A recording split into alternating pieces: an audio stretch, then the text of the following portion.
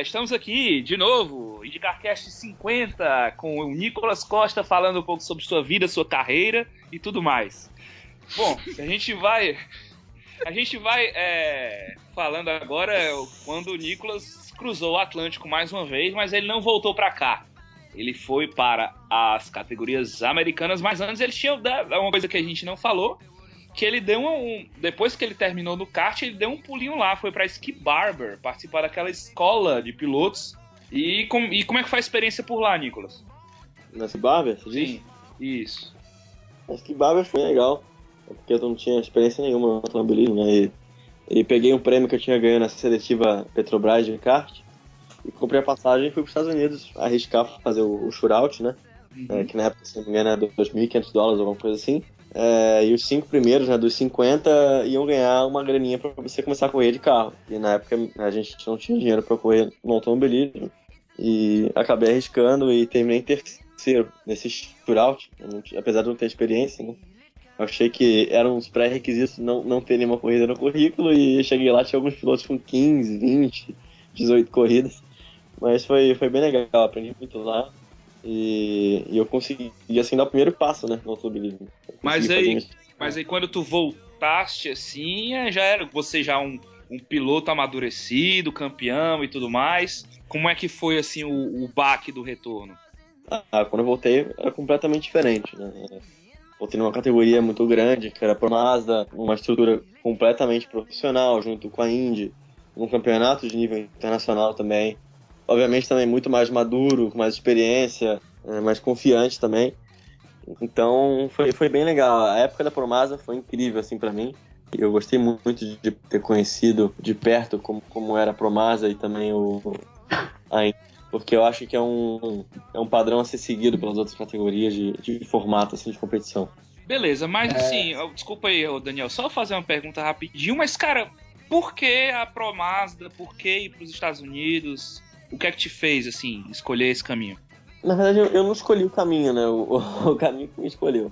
Eu tava quase um ano parado depois de eu ter vencido o título na Europa, porque eu perdi meus patrocinadores, eu não tinha dinheiro pra correr. Então eu basicamente estava trabalhando com meu pai no escritório, parado, sem correr. E meu manager conseguiu um teste pra mim na Pelfrey. E eu fui lá, era um teste oficial do campeonato, com todos os pilotos que estavam correndo já o campeonato inteiro, na pista que eu não conhecia, no carro que eu não conhecia. E a gente chegou lá, a gente liderou metade do teste e terminou em segundo por 10 milésimos. Então foi até surpreendente para mim. E aí a Pelfrey, né, começou a insistir para eu correr com eles. E a gente conseguiu fazer viável. É por isso que eu digo que a categoria me escolheu, né? A oportunidade surgiu e eu abracei. Muito bem, agora eu concedo a palavra ao Daniel Palermo. Fala, Daniel. Ele tá monopolizando aqui. Tô, né? desculpa. Ô, Nicolas, você chegou a andar em oval lá nos Estados Unidos, né? Andei. Então, assim, a gente que participa muito de fórum aqui pelo Brasil, aqui até fora também, a gente percebe muita gente, leigos, obviamente, às vezes nem tão leigos assim, dizendo que oval é só virar pra esquerda, né?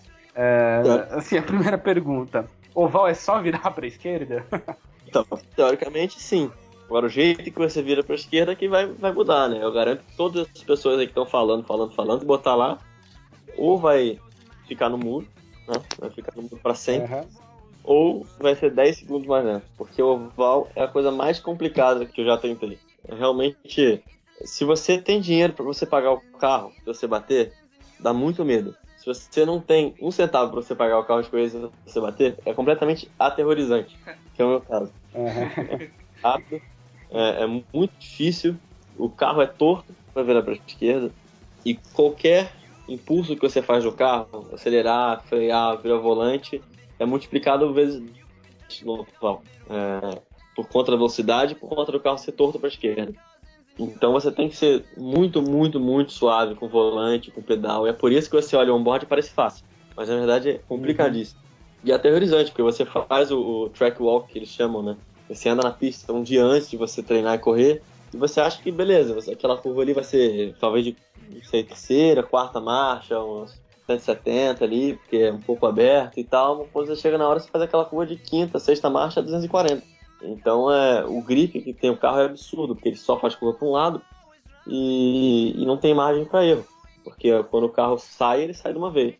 é muito difícil corrigir, e se você rodar, você não vai bater de leve, você vai destruir o carro. E você provavelmente vai se machucar também. E a adaptação demorou muito pra você se sentir, não dizer seguro, mas se sentir confortável andando no oval? Hora nenhuma eu me senti confortável no oval. No início eu tava completamente aterrorizado, não conseguia andar direito, era sempre o último, penúltimo nos treinos. Nos dois ovais que eu corri, na verdade. No primeiro eu até conseguia, ali às vezes um sétimo, um oitavo tempo, um treino dependendo da condição, porque tem bastante treino no oval. Mas a coisa realmente mudou nos dois ovais, a coisa mudou muito na classificação para mim. A classificação é feita de pneu frio, né? Sai um carro por vez na pista e você tem 2 voltas de pneu frio para fazer o seu tempo e a somatória das voltas da sua classificação. Na classificação, nos dois casos, não sei, não é um negócio que eu fiz intencionalmente, mas parece que virei uma chave no meu cérebro, que eu desliguei o medo e liguei o botãozinho lá, né? Que a gente conhece. E a coisa sempre mudou, porque em Indianápolis, por exemplo, eu larguei em quinto, eu era sempre um dos últimos no treino. Em Milwaukee eu quase fui pole position e eu era o último no treino. Aí na corrida também, né, com a classificação, minha confiança aumentou muito e isso ajudava no final. Mas sempre no treino era uma coisa muito tensa pra mim, porque eu não sabia exatamente o que o carro ia fazer, é muito difícil controlar o carro, eu não sabia exatamente o que fazer para o carro ir mais rápido também. Então os americanos que já têm a cultura de sempre correr no oval, de começar a criancinha no kart no oval, talvez seja um pouco mais fácil, você esteja mais habituado. Mas para alguém de fora chegar e sentar no oval é muito complicado. Daí nessa parte do medo aí, aquele treino Jedi da academia do piloto da Ferrari ajudou a desligar o cérebro na parte do medo, daí ficou muito mais fácil. Não ajuda muito não, porque se você bater a conta vem do mesmo jeito. Então não ajuda muito não, porque se você não tiver medo, você vai bater, porque você vai acabar sendo agressivo demais. Então você tem que ter consciência do que você está fazendo e forçar sem passar do limite, porque um erro ali é fatal. Bom, mas aí se é nos ovais o negócio já é mais complicado, nos mistos também a coisa muda, né? Tanto é que os pódios que você conseguiu foram justamente em provas mistas. Aí como era? Se você, quando o carro virava à esquerda, dava uma confiança maior? Como é que era?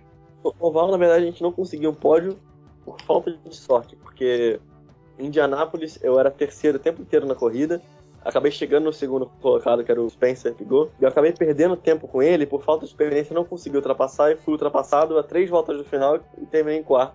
Em Milwaukee a gente errou no setup do carro, eu liderei a corrida um tempinho, o carro ficou muito traseiro, eu acabei caindo, que nem pedra no finalzinho da corrida, e terminei em quinto.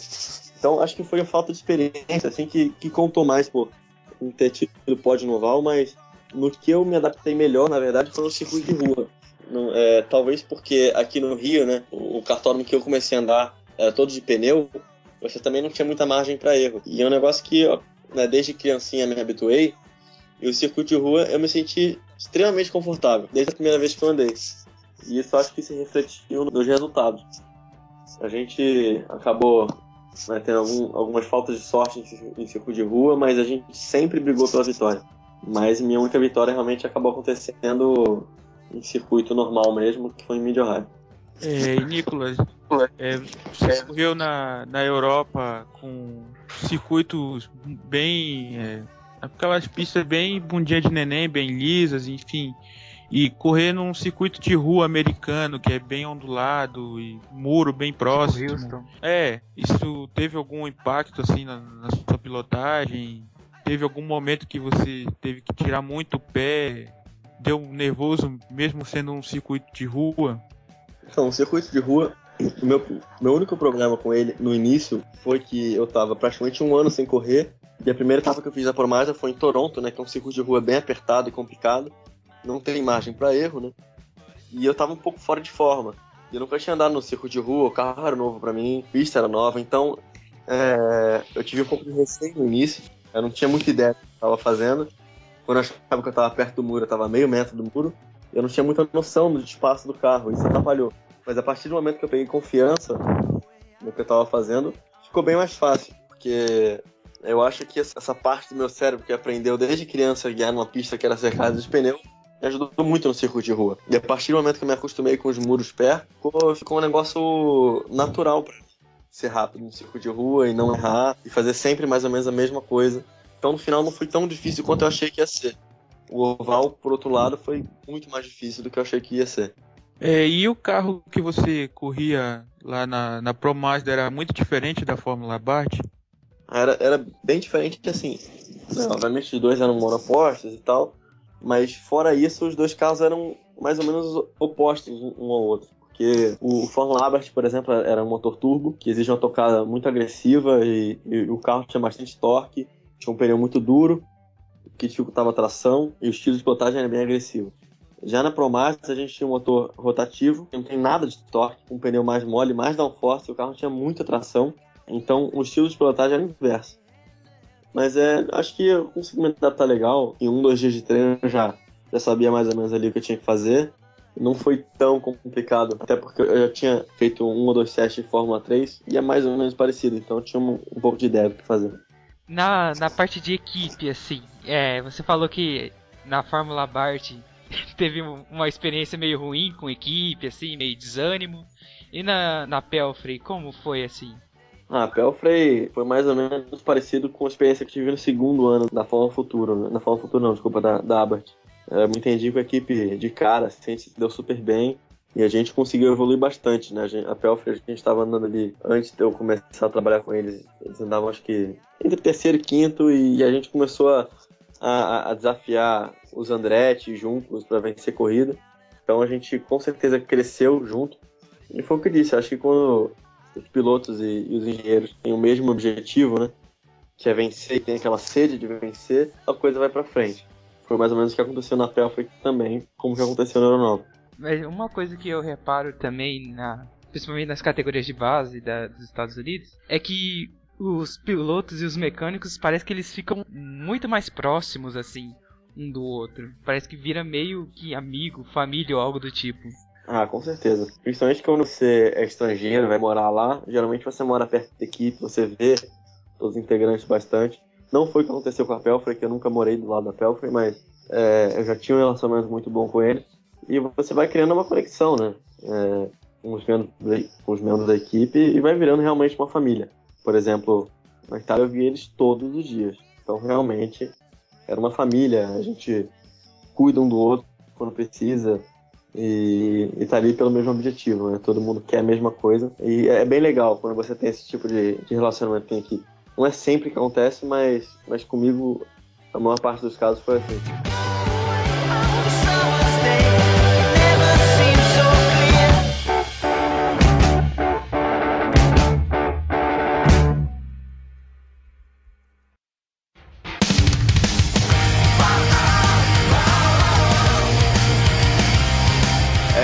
Nicolas, eu tava vendo entrevistas de alguns pilotos que saíram da Europa e foram para os Estados Unidos, e eles falam que uma das grandes diferenças, especialmente nas maiores categorias, é meio que a interação, né? Porque quando você tá na Europa, é praticamente cada um por si, você luta sozinho e tal, enquanto nos Estados Unidos, especialmente entre os pilotos e entre pilotos e fãs também, existe uma interação muito maior, um contato.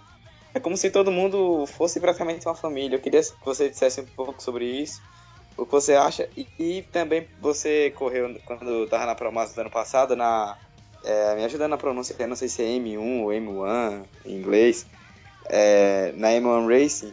E esse ano quem está correndo lá é o Victor Franzoni, o único brasileiro das categorias de base da Indy. Se ele pediu alguma ajuda a você, algumas dicas, alguém aconselhou ele em alguma coisa, tá? Então, acho que os Estados Unidos com certeza aproxima muito mais o público ao piloto, e o público acaba criando essa conexão com os pilotos de ter um que torce mais e de acompanhar aquele cara e torcer para ele ferrenhamente, né? É muito mais fácil o acesso, tem muito mais mídia envolvida, e isso eu acho muito legal. Na Europa realmente a coisa é muito mais fria, cada um por si. Tudo bem que na pista, né, quando você bate a viseira, realmente é cada um por si, não tem esse negócio de amizade, de sair junto, de ser parceiro, pelo menos pra mim. Baixou a viseira, não tem mais amigo, mas fora o ambiente é muito mais descontraído e é bem melhor, assim, eu acho.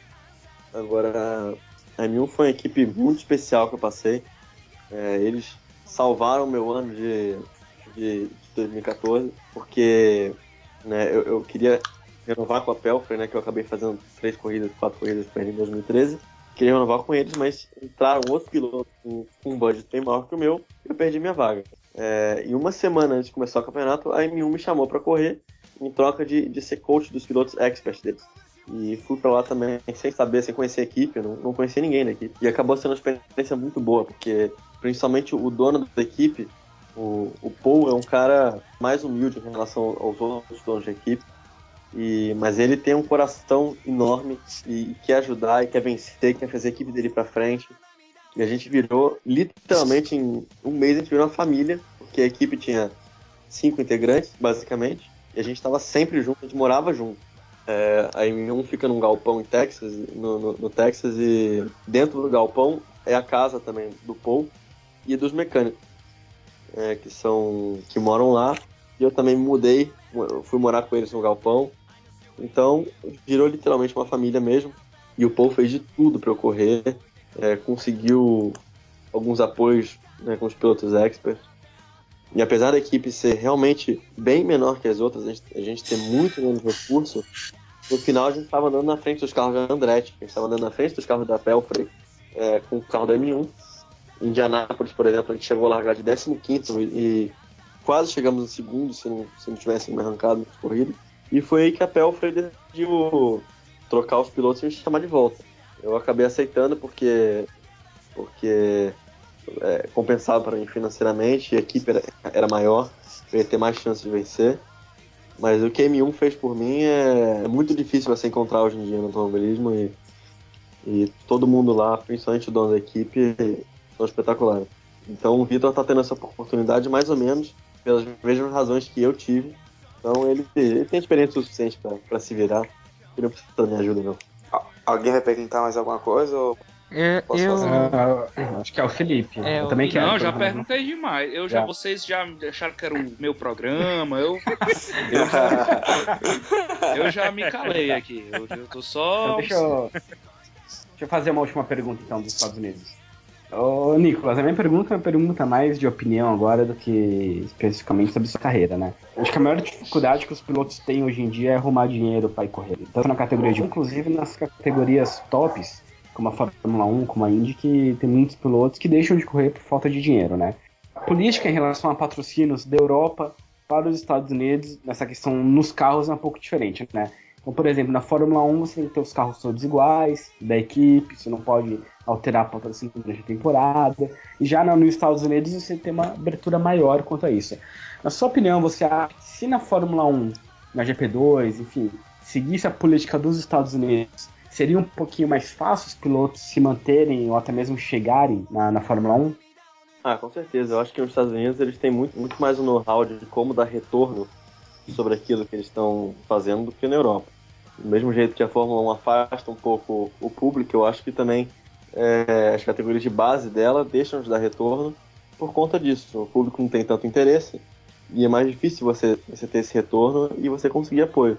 A Indy é um exemplo mundial de como fazer uma coisa funcionar, de como dar retorno, de como fazer um show, um espetáculo, e não só simplesmente um evento em que 30 carros ficam andando em círculos e acaba a corrida, tem um vencedor e ponto. É muito mais do que isso. Isso faz a coisa andar para frente e é melhor para todo mundo, para o público, para os pilotos, para os patrocinadores. Então, quando a coisa funciona desse jeito, todo mundo vai para frente. Eu acho que a Fórmula 1 tem muito a aprender com a Indy, principalmente nesse sentido, mas eu não vejo eles mudando o jeito de ser. A Fórmula 1 é o que é, a Indy é o que é. Felizmente, eu acho que não tem como juntar o melhor dos dois mundos. João, com você. Rapidinho, eu queria Nicolas. cortar rapidinho, porque a minha pergunta era muito nesse assunto. Então vai. Tipo, a gente ouve muito falar dessa parte de que nos Estados Unidos é mais próximo, os fãs, na Europa eles estão muito mais distantes, mas em que pontos assim você sentia que os fãs estavam mais perto? Com que atitudes assim? Olha, a partir do momento que você vai fazer uma corrida do Campeonato Europeu, tem 5 pessoas na arquibancada, os 5 são familiares de alguns pilotos, e você chega nos Estados Unidos e tem 80 mil pessoas. Simplesmente porque lá eles incentivam você para o autódromo, e na Europa eles fazem de tudo para você não ir. Eles criam barreiras, botam um preço absurdo, não fazem propaganda, não incentivam você a gostar do campeonato. Então não tem interesse quanto ao público. E quando tem, o público fica afastado. Porque ele não tem como ir lá ver você no box, ele não tem como ir lá pegar um Hero Card assinado, ele não tem como comprar uma camiseta sua, um boné. E nos Estados Unidos eles têm como, todo mundo tem acesso a isso, todo mundo tem acesso aos pitches, todo mundo tem acesso a produtos, todo mundo tem interesse em conhecer o campeonato, porque é feita muita mídia em volta disso. E na Europa isso não existe.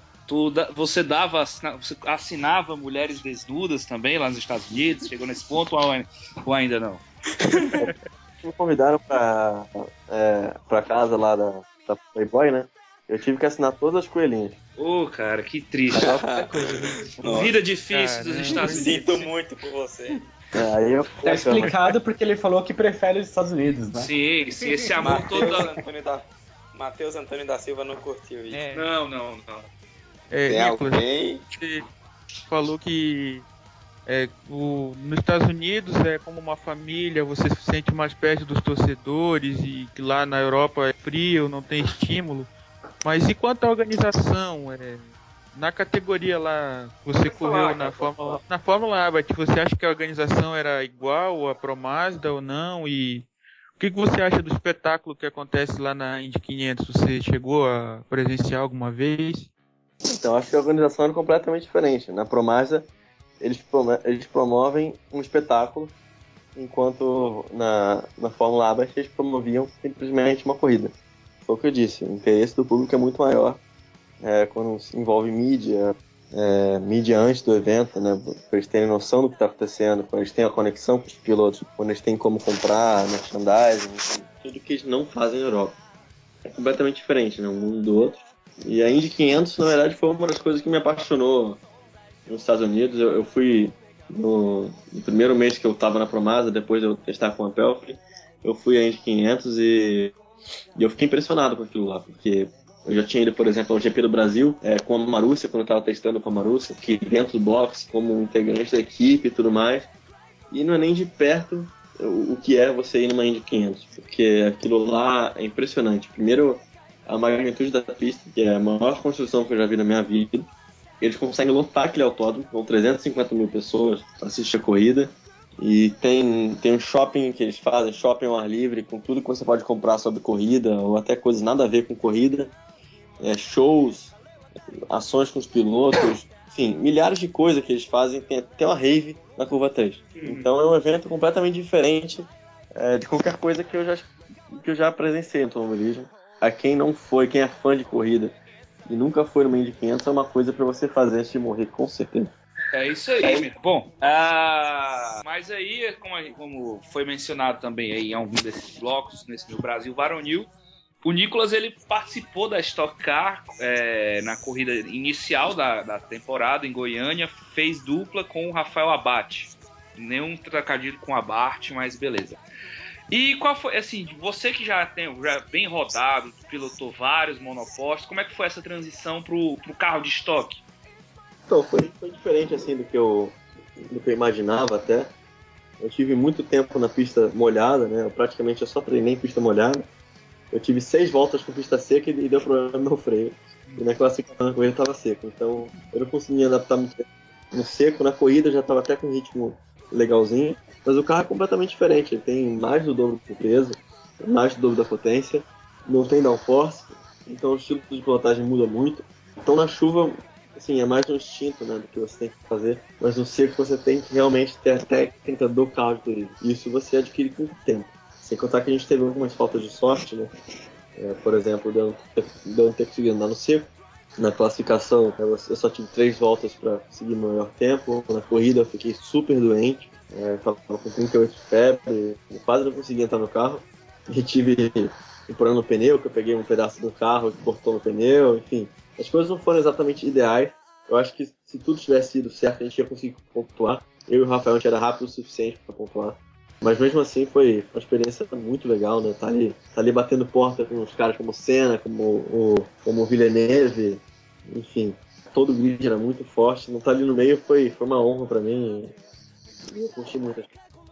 Bom, então a experiência do Brasil ficou aí na Stock, mas aí ele foi pro outro lado do mundo e agora está na F4, na FIA F4 Japan.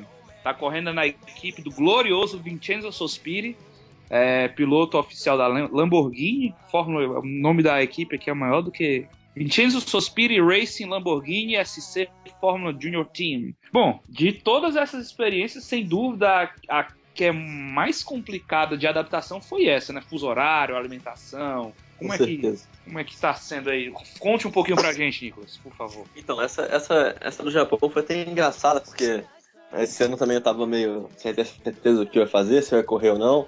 E surgiu essa oportunidade enquanto eu tava em Goiânia. Eu já peguei, assinei o contrato sem pensar duas vezes, porque eu confio muito no Vincenzo. Foi um dos caras que mais me ajudou no automobilismo. E assinei sem pensar duas vezes quando ele me deu a oportunidade. Mas eu realmente achei que eu ia andar num carro parecido com o Fórmula Abarth, que é o Fórmula 4 italiano, que é muito parecido com o Fórmula Abarth, com a equipe dele no Japão. Mas na verdade, quando eu cheguei lá, era um carro completamente diferente do que eu achei que ia ser. É bem mais lento. A equipe é toda japonesa. Apesar da equipe se chamar Vincenzo Sospiri Racing Lamborghini, a equipe não é a do Vincenzo, é só o nome. Então a equipe é toda japonesa. Tem uma pequena dificuldade que ninguém fala inglês na equipe. Eita. Falar italiano é tranquilo, agora falar japonês. Olha, falar japonês não. Não que japonês falando inglês seja uma maravilha, assim, mas, né? Pra ajudar, tem 38 carros no campeonato, tem 26 carros em 9 décimos de segundo. Então, se você não consegue falar com a sua equipe, a dificuldade fica bem grande. A adaptação com o carro está sendo mais difícil que com o Stock Car, porque ele tem uma diferença muito grande. Para qualquer outro carro que eu já pilotei, que ele tem um diferencial aberto. Isso quer dizer que as duas rodas traseiras elas não giram simultaneamente. Isso, no meu estilo de pilotagem, está me atrapalhando muito, porque eu não sei exatamente o que eu tenho que fazer para o carro funcionar, e eu não consigo perguntar para a equipe e eles não conseguem me responder. Enfim, eu estou fazendo o melhor que eu posso, mas está sendo bem difícil de adaptação. Mas, fora isso, o país é incrível. O Japão é o país mais incrível que eu já conheci. As pessoas são educadíssimas, tudo funciona. E eu nunca fui tão respeitado em um lugar quanto no Japão. Então, eu me apaixonei por lá e estou muito feliz de poder estar conhecendo. Bom, só contextualizando aqui, o Vincenzo Sospiri, ele correu, ou pelo menos tentou correr na Fórmula 1, no projeto da Lola. Ele correu também nas 500 milhas de 97, enfim, é um piloto... Lá foi a primeira fila. Lá, exatamente. Lá, é um piloto bastante experiente. E assim, só para não ficar o vácuo, como é que tu conheceu o Vincenzo, Nicolas? Eu conheci o Vincenzo no troféu de inverno da Fórmula Abarth. Ele que me deu a oportunidade de, se eu fosse mais rápido que os companheiros de equipe, eu correria o campeonato e acabou vencendo o troféu de inverno junto. De todos os campeonatos que eu fiz com o Vincenzo até hoje, a gente venceu. Olha só, então sinal de que as coisas podem melhorar no Japão. Só arrumar um intérprete. O problema é que eu não tô fazendo com ele, a equipe é japonesa, então já é uma final. É verdade. Tem que chamar ele também pra lá. Toda semana eu chamo. Alô, Vincenzo, vamos atender aí, hein? Vai lá, Matheus. Você é o único estrangeiro na categoria? Não, então, a minha equipe tem os únicos estrangeiros da categoria. A gente tem 5 pilotos na equipe, são 3 estrangeiros. Eu, brasileiro, tenho um australiano e um coreano. E só, o resto são 35 japoneses.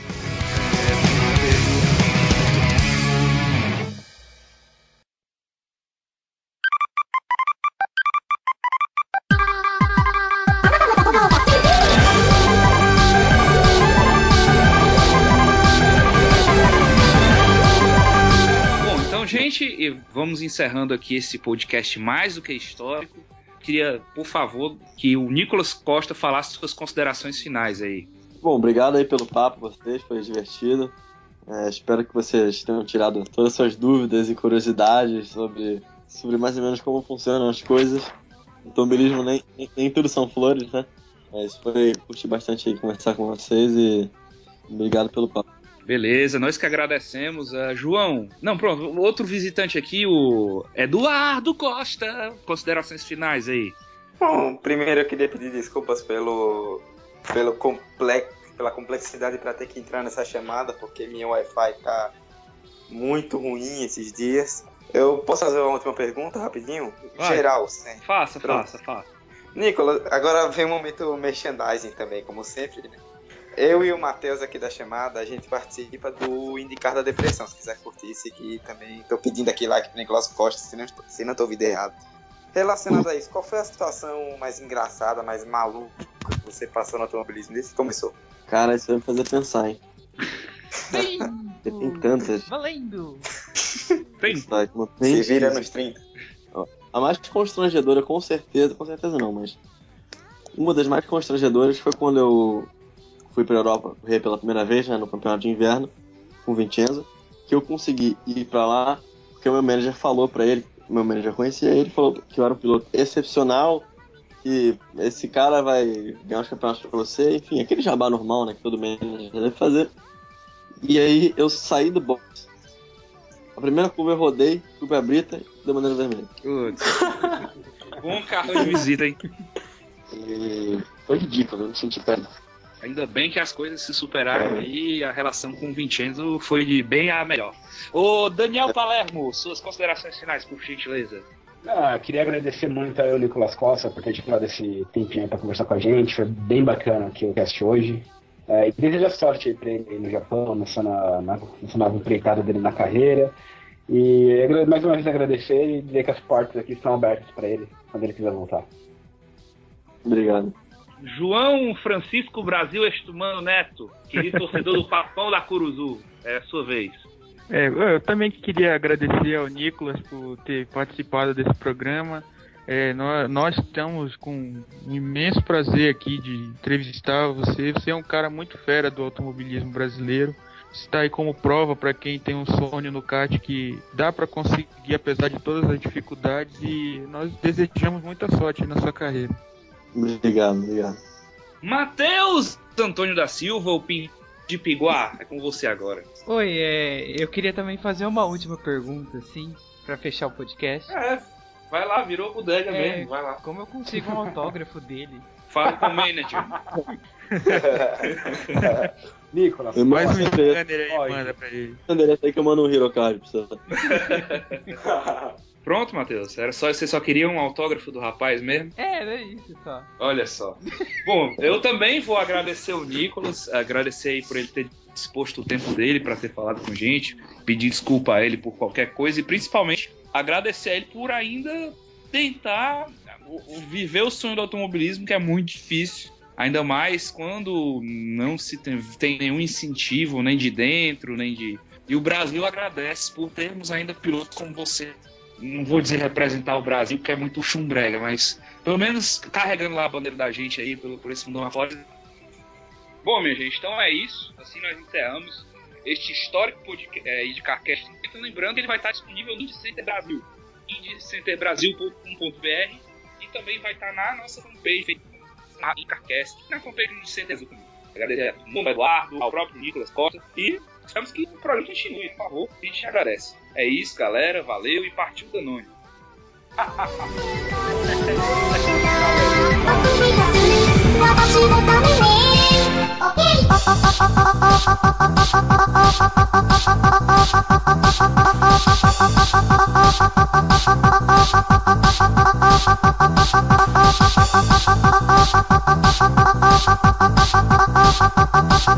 Okay.